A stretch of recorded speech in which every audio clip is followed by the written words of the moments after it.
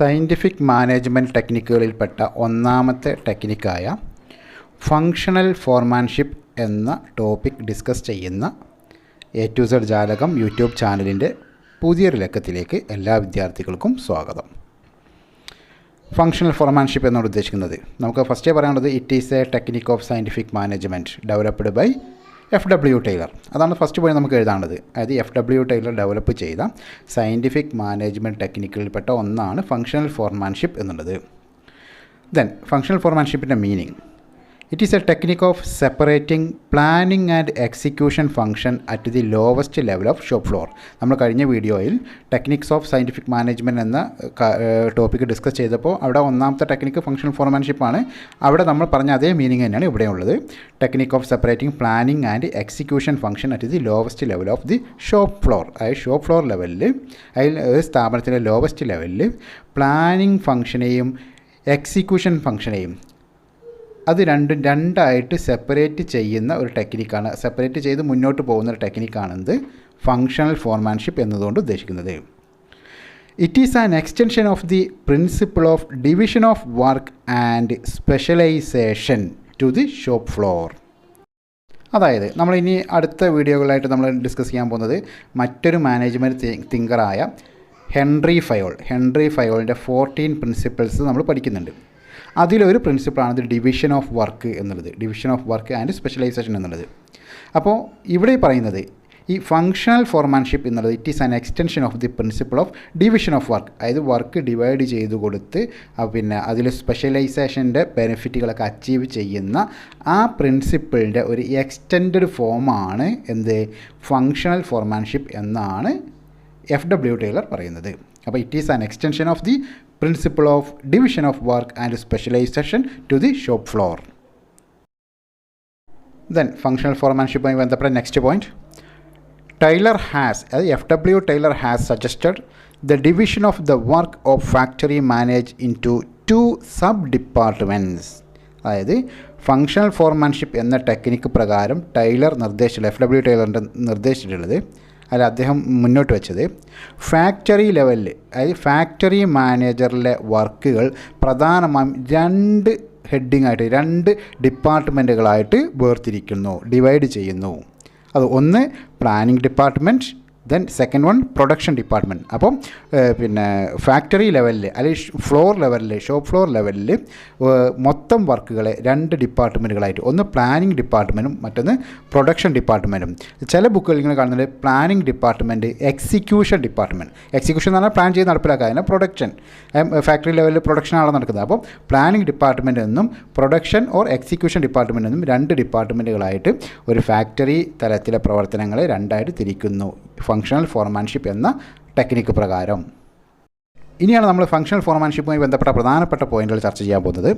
Okay, അതിലേക്ക് കടക്കുന്നതിന് മുമ്പ് ഞാൻ ഒരിക്കൽ കൂടി ഓർമ്മിപ്പിക്കുകയാണ്, ഈ ചാനലിൽ നിങ്ങൾ സബ്സ്ക്രൈബ് ചെയ്തിട്ടില്ല എങ്കിൽ നിർബന്ധമായും സബ്സ്ക്രൈബ് ചെയ്യുക. അപ്പം നമ്മൾ പിന്നെ വാട്സാപ്പ് വഴിയും മറ്റ് സോഷ്യൽ മീഡിയ, അതായത് ട്വിറ്റർ, അതുപോലെ തന്നെ ടെലഗ്രാം വഴിയും ഈ യൂട്യൂബ് ചാനലിൻ്റെ ഈ ടോപ്പിക്ക് നമ്മൾ ഷെയർ ചെയ്ത് നിങ്ങൾക്ക് കിട്ടുമ്പോൾ നിങ്ങൾ ആ വീഡിയോ മാത്രം ക്ലിക്ക് ചെയ്ത് കണ്ടു കഴിഞ്ഞാൽ അത് സബ്സ്ക്രിപ്ഷൻ ബട്ടൺ കാണുകയില്ല. അപ്പോൾ അതിൻ്റെ തൊട്ട് താഴെയുള്ള ലിങ്കിൽ ക്ലിക്ക് ചെയ്ത് നിങ്ങൾ എന്ത് ചെയ്യുക, വീഡിയോ കാണുകയാണെങ്കിൽ നിങ്ങൾക്ക് എന്ത് ചെയ്യുക, സബ്സ്ക്രൈബ് ചെയ്യാൻ കഴിയും. അപ്പോൾ നിങ്ങൾ എന്ത് ചെയ്യുക, അതിൽ സബ്സ്ക്രൈബ് ചെയ്ത് തൊട്ടപ്പുറത്തെ ബെല്ലൈക്കൺ നിങ്ങൾ എനേബിൾ ചെയ്യുക. എങ്കിൽ മാത്രമേ നിങ്ങൾക്ക് എന്ത് ചെയ്യുക, പിന്നീട് വരുന്ന പിന്നെ നമ്മുടെ ഇതുമായി ബന്ധപ്പെട്ട പുതിയ അപ്ഡേറ്റ് ഇൻഫർമേഷൻ, അതായത് പുതിയ ടോപ്പിക്കുകൾ നമ്മൾ അപ്ലോഡ് ചെയ്യുമ്പോൾ അതിനെപ്പറ്റിയുള്ളൊരു ഇൻഫർമേഷൻ മെസ്സേജ് നിങ്ങൾക്ക് നോട്ടിഫിക്കേഷനായിട്ട് കിട്ടും.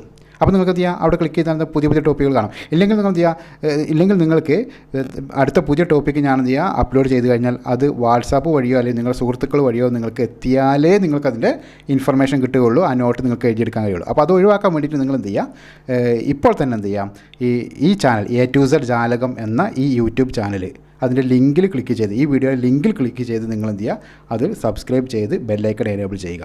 അതുപോലെ നിങ്ങൾ ഈ വീഡിയോ നിങ്ങൾക്ക് ഇഷ്ടപ്പെട്ടെങ്കിൽ നിങ്ങൾ എന്ത് ചെയ്യുക, ലൈക്ക് ചെയ്യുക. അതുപോലെ തന്നെ നിങ്ങളുടെ സുഹൃത്തുക്കൾക്കൊക്കെ നിങ്ങളിത് ഷെയർ ചെയ്യുക, അവരോടൊക്കെ സബ്സ്ക്രൈബ് ചെയ്യാൻ പറയുക. അങ്ങനെ നിങ്ങൾ എന്നെ സപ്പോർട്ട് ചെയ്യുക. അതാണ് എനിക്കുള്ള പ്രചോദനം, മോട്ടിവേഷനും.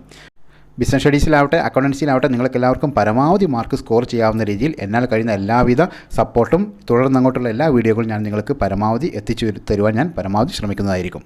നമുക്ക് ടോപ്പിക്കിലേക്ക് വരാം. 4 experts are appointed in each department ഈ ഓരോ ഡിപ്പാർട്ട്മെൻറ്റ് നമ്മൾ തൊട്ട് മുമ്പ് നമ്മൾ ഡിസ്കസ് ചെയ്തു, ഫാക്ടറി ലെവൽ മൊത്തം ഫംഗ്ഷൻസിൽ 2 ഡിപ്പാർട്ട്മെൻറ്റ് തരംതിരിക്കുന്നു, പ്ലാനിംഗ് ഡിപ്പാർട്ട്മെൻറ്റും പ്രൊഡക്ഷൻ ഡിപ്പാർട്ട്മെൻറ്റും. അങ്ങനെ ഈ ഈ ഓരോ ഡിപ്പാർട്ട്മെൻറ്റിലും 4 വീതം എക്സ്പേർട്ടുകൾ അപ്പോയിൻറ്റ് ചെയ്യുന്നു, 4 വീതം ജോലിക്കാരെ അപ്പോയിൻറ്റ് ചെയ്യുന്നു. The experts in the planning department do planning work. അതായത് നമ്മൾ പ്ലാനിംഗ് ഡിപ്പാർട്ട്മെൻറ്റ് എന്ന് പറഞ്ഞു. ആ പ്ലാനിംഗ് ഡിപ്പാർട്ട്മെൻറ്റിൽ നമ്മൾ അപ്പോയിൻറ്റ് ചെയ്യുന്ന 4 എക്സ്പേർട്ടുകളും പ്ലാനിങ്ങുമായി ബന്ധപ്പെട്ട വർക്കുകളാണ് അവർ നിർവഹിക്കുന്നത്. And the experts in the production department help in the production. അപ്പോൾ പ്ലാനിംഗ് ഡിപ്പാർട്ട്മെൻറ്റ് 4 പേര് പ്ലാനിംഗ് വർക്കുകൾ ചെയ്യുന്നു. അതുപോലെ തന്നെ പ്രൊഡക്ഷൻ ഡിപ്പാർട്ട്മെൻറ്റ് എക്സിക്യൂഷൻ ഡിപ്പാർട്ട്മെൻറ്റിൽ അപ്പോയിൻറ്റ് ചെയ്യുന്ന 4 എക്സ്പേർട്ടുമാർ അവരെന്ത് ചെയ്യുന്നു, പ്രൊഡക്ഷൻ വർക്കുമായി ബന്ധപ്പെട്ട് എക്സിക്യൂഷൻ വർക്കുമായി ബന്ധപ്പെട്ട് ഇൻവോൾവ് ചെയ്യുന്നു എന്നർത്ഥം. ഓക്കെ, ഇനി ഈ പിക്ചർ, ഈ ഒരു ഡയഗ്രാം നിങ്ങൾ പ്രത്യേകം ശ്രദ്ധിക്കുക. അതായത് സ്ക്രീനിൽ കാണുന്ന ഡയഗ്രാം ശ്രദ്ധിക്കുക. നമ്മുടെ ഫങ്ഷണൽ ഫോർമാൻഷിപ്പുമായി ബന്ധപ്പെട്ട ഒരു ഡയഗ്രമാണ്, വെൽ നോൺ ഡയഗ്രമാണ്. സയൻറ്റിഫിക് മാനേജ്മെൻറ്റിലെ പ്രധാനപ്പെട്ട ടെക്നിക്കും കൂടിയാണ് ഫങ്ഷണൽ ഫോർമാൻഷിപ്പ്. മിക്ക പരീക്ഷകളിലും ഇത് മാത്രം ചോദിച്ചിട്ടുണ്ട്. First factory manager, first heading factory ലെവലിൽ 2 ഡിപ്പാർട്ട്മെൻറ്റായി തരംതിരിക്കുന്നു എന്ന് പറഞ്ഞു. ഇതാണോ ലെഫ്റ്റ് ഹാൻഡ് സൈഡിൽ planning incharge planning department, right hand സൈഡിൽ പ്രൊഡക്ഷൻ ഇൻചാർജ് അതായത് പ്രൊഡക്ഷൻ ഡിപ്പാർട്ട്മെൻറ്റ്. അപ്പോൾ factory manager factory level department factory level ആക്ടിവിറ്റീസിനെ 2ആയിട്ട് തരംതിരിക്കുന്നു, 2 ഡിപ്പാർട്ട്മെൻറ്റായിട്ട് തരംതിരിക്കുന്നു, പ്ലാനിങ്ങും പ്രൊഡക്ഷനും. ദെൻ ഇനി നമ്മൾ പഠിച്ച എന്താണ്, ഈ 2 ഡിപ്പാർട്ട്മെൻറ്റിലും 4 എക്സ്പേർട്ടുമാരെ വീതം അപ്പോയിൻറ്റ് ചെയ്യുന്നു. അപ്പോൾ പ്ലാനിംഗ് ഡിപ്പാർട്ട്മെൻറ്റ് ശ്രദ്ധിക്കുക, പ്ലാനിംഗ് ഇൻചാർജിൻ്റെ താഴെ കണ്ടോ 4 പേരും, instruction card clerk, route clerk, time and cost clerk, disciplinarian. ഈ 4 പേരും വരുന്നത് പ്ലാനിംഗ് ഇൻചാർജ് അല്ലെങ്കിൽ പ്ലാനിംഗ് ഡിപ്പാർട്ട്മെൻറ്റിലാണെന്ന് അർത്ഥം. അവർ നമ്മൾ ഷോർട്ട് ഫോമായിട്ട് വേണമെങ്കിൽ ഡേർട്ട് എന്ന് സൂചിപ്പിക്കാം. ഡേർട്ട് എന്ന് പറഞ്ഞാൽ ഡി എന്ന് പറഞ്ഞാൽ ഡിസിപ്ലിനേറിയൻ, ഐ എന്ന് പറഞ്ഞാൽ ഇൻസ്ട്രക്ഷൻ കാർഡ് ക്ലർക്ക്, ആർ എന്ന് പറഞ്ഞാൽ റൂട്ട് ക്ലർക്ക്, ടി എന്ന് പറഞ്ഞാൽ ടൈം ആൻഡ് കോസ്റ്റ് ക്ലർക്ക്. അപ്പോൾ ഡേർട്ട് എന്ന ചുരുക്കപ്പേരിൽ അറിയപ്പെടുന്ന 4 പേരും എവിടെ എത്തുന്നു, പ്ലാനിംഗ് ഡിപ്പാർട്ട്മെൻറ്റിൽ വരുന്നു. ഇനി തൊട്ടപ്പുറത്ത് റൈറ്റ് ഹാൻഡ് സൈഡിൽ പ്രൊഡക്ഷൻ ഡിപ്പാർട്ട്മെൻറ്റിൽ പ്രൊഡക്ഷൻ ഇൻചാർജിൻ്റെ കീഴിൽ വരുന്ന 4 എക്സ്പേർട്ടുകൾ, speed boss, gang boss, repair boss, inspector. ഇങ്ങനെ ഈ 4 പേര് 4 എക്സ്പേർട്ടുകൾ. അപ്പോൾ അവരെ നമുക്ക് വേണമെങ്കിൽ റിഗ്സ് എന്ന് പറയാം. റിഗ്സ് ആർ എന്ന് പറഞ്ഞാൽ റിപ്പയർ ബോസ്, ഐ എന്ന് പറഞ്ഞാൽ ഇൻസ്പെക്ടർ, ജി എന്ന് പറഞ്ഞാൽ ഗ്യാങ് ബോസ്, അതുപോലെ തന്നെ എസ് എന്ന് പറഞ്ഞാൽ സ്പീഡ് ബോസ്. വിദ്യാർത്ഥികൾക്ക് പെട്ടെന്ന് മനസ്സിലാകാൻ വേണമെങ്കിൽ ഒരു ഷോർട്ട് ഫോം കൂടെ നമുക്ക് വേണമെങ്കിൽ ഉപയോഗിക്കാം. പ്ലാനിംഗ് ഡിപ്പാർട്ട്മെൻറ്റുമായി ബന്ധപ്പെട്ട് നമുക്ക് എന്ത് ചെയ്യാം, CD എന്ന് കൊടുക്കാം. 3 Cകൾ, അതായത് instruction card clerk, route clerk, time cost clerk, 3 ക്ലർക്കുമാരുണ്ട്.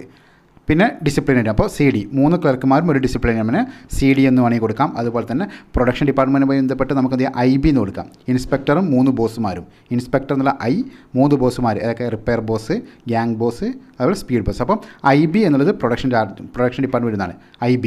ഇൻസ്പെക്ടറും 3 ബോസുമാരും.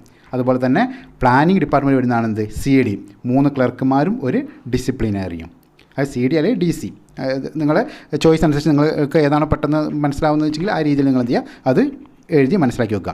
Okay, അപ്പോൾ ഏറ്റവും മുകളിൽ ഫാക്ടറി മാനേജർ, അദ്ദേഹത്തിൻ്റെ 2 വർക്കുകൾ എന്ത് 2ആയിട്ട് തരംതിരിച്ചു. പ്രൊഡക്ഷൻ ഡിപ്പാർട്ട്മെൻറ്റും പ്ലാനിംഗ് ഡിപ്പാർട്ട്മെൻറ്റും പ്രൊഡക്ഷൻ ഡിപ്പാർട്ട്മെൻറ്റും അവർക്ക് കീഴിൽ 4 വീതം, അങ്ങനെ മൊത്തം 8 ബോസുമാർ 8 എക്സ്പേർട്ടുമാർ വന്നു. ആ 8 എക്സ്പേർട്ടുമാരുടെയും താഴെയാണ് വർക്കർ വരുന്നത്, വർക്ക്മാൻ.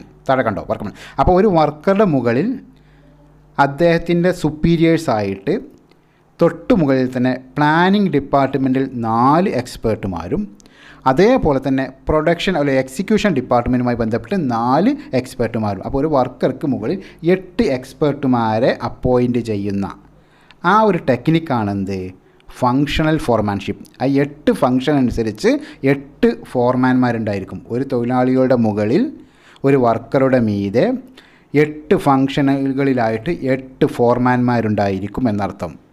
ആ 8 പേരുടെ നിർദ്ദേശങ്ങൾ അദ്ദേഹം ഒരേ സമയം അംഗീകരിക്കണം, അനുസരിക്കണം എന്നർത്ഥം, നടപ്പിലാക്കണം എന്നർത്ഥം.